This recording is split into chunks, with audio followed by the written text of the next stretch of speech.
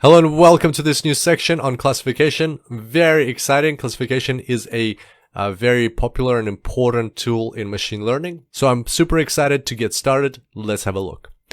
All right. So classification can be defined as a machine learning technique to identify the category of new observations based on training data.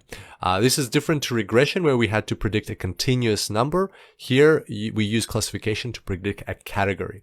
Another important thing is that it's a type of supervised learning algorithm. We'll discuss this a bit more when we reach the next section on clustering. And there are actually a variety of applications of classification from medicine to marketing to business and lots of different areas.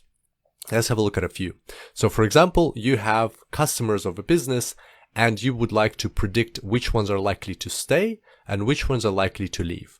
This is also called churn modeling. Very important because if you can predict which customers are likely to leave your business in the next month or 6 months, then you can take actions and send them special offers or ask them about their feedback and make certain changes so that they stay. So it's a very powerful tool for businesses.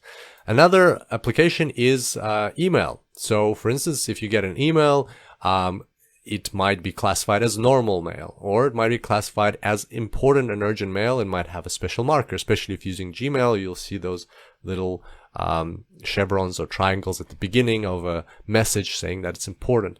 Or it might be categorized as a promotion and it might be put into a separate folder so it's not filling up your main inbox which you use for work.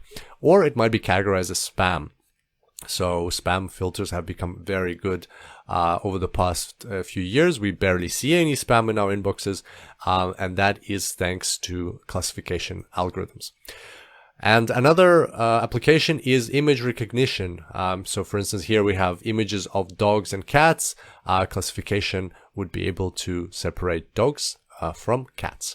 So those are just a few examples. As you can see, it's a very powerful tool. There are lots of algorithms that fall into this family of classification in machine learning, and they have a variety of applications. So I'm very excited to explore this section further with you together. And until next time, enjoy machine learning.